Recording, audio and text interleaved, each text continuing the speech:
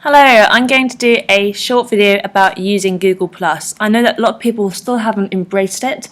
I was the same. I actually got invited to Google+ before it was open to the public by a friend who works at Google, and I joined up, but I couldn't really see the appeal because I didn't quite understand how it worked.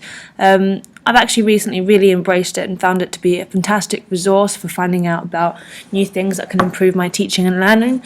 I also find, it's good to share funny videos with friends or just to keep up to date on what's happening, especially in the education world.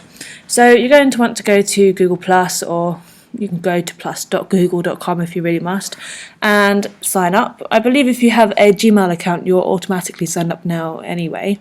And this is what your first page is going to look like. So it always suggests people that you may know, and it's actually really good. It often tells me people that I've gone to school with or former colleagues. And this is what your homepage looks like. So it's sort of a chronological order of all the things that the people that you're following, or your friends or companies, have posted. So I follow a lot of other educators. I also follow things like Google Science Fair or various news sources.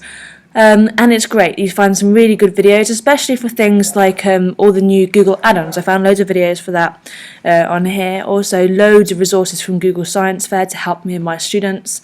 And lots of fantastic videos about new things that are happening in technology. So mad robotics and stuff.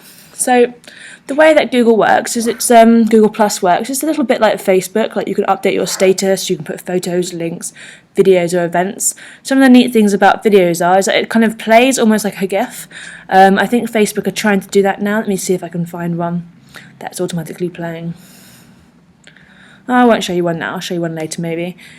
And when you share it, you can choose who you share it with. So this is where the circles part comes in. You can see at the top I have colleagues, friends, family, and you can add other things as well. So you might want to have colleagues from in your school. You might want to have another circle for other librarians or other teachers. You might want to have an area for people you went to school with. I just stick with the colleagues, friends and family. I tend to only really use this social network for professional stuff, and I don't tend to put anything online or sadly do anything in my life that would not be appropriate for an educator to see, because I am a square. Anyway, the way that it happens is you add people on here, and when you add them you can choose how you add them. You add them to a certain circle, so you can see colleagues, friends. You might want to put them just on following, and when you update your status you can choose who you do it to. So here you would choose, I want everyone to see it, or I just want my colleagues to see it.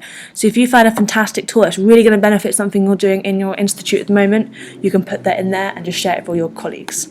Now I'm going to show you some of the communities. So along here we've got all the different things I can do. So I follow people, and also you might want to look at photographs of people. I follow companies as well. Here is the community section. I belong to quite a lot of communities.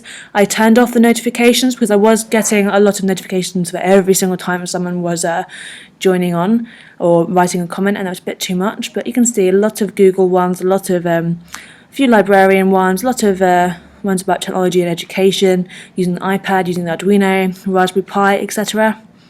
And these are great. So for example, connected classrooms, this is a way that you can connect with other classrooms across the world. So you might want to do a hangout with a classroom in Japan or China, or you might want to go on a virtual field trip. Those are also advertised there. These are really great because they are, unlike when you share something in a circle, so you share something with your colleagues, these are more focused. So for example, Google Apps for Education, that's where people are going to post things about the new Google add-ons, or they might post like a cool trick they've found out how they can do in Google Drive. These are more specific to the different companies, and they're fantastic. There's so many, I actually had to delete some because I had too many. It's a bit overwhelming, so I've kind of narrowed it down, and they always tell you about new ones, and look, they're all really relevant to my interests, so that's fantastic. Anyway, I set up the School Librarians Network this morning. I thought it would be a cool way to continue what we do on the Yahoo groups, but on Google+. I like the feature because obviously at the moment you've got 2 posts, but you can go through and you can scroll back and see stuff, and you can do it at your leisure. I tend to look at Google Plus when I wake up in the morning before I crawl out of bed.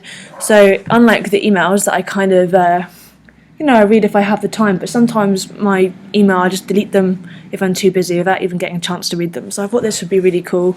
Also, I know that I'll be on Google Plus often, and I might see something on my dash that I also want to share, and I can do that just by clicking this button, and then here I could just do the School Librarians Network.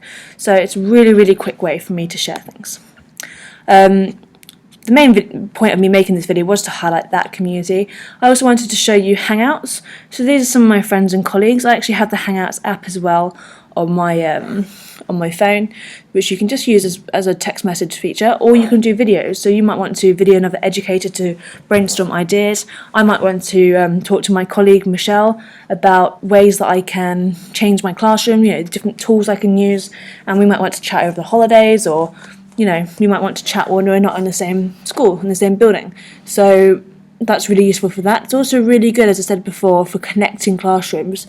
So I run the debate club, and eventually I want to run debates with my class against classes anywhere. I think at first what we're going to do is just have hangouts with other classes, maybe kids that are learning to speak English. We just want to chat with my students. But there are a huge amount of ways you can do that. In that Collected Classrooms community, there are people looking for really, really specific and very interesting ways of using that.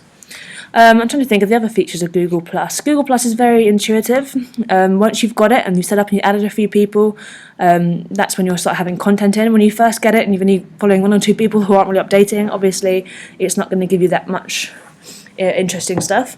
But when you start embracing it and adding people and expanding your community, then it will be fantastic. How to play about with these features. When you look for an institution, I can't really think of an example. If I look for my school, Halcyon School,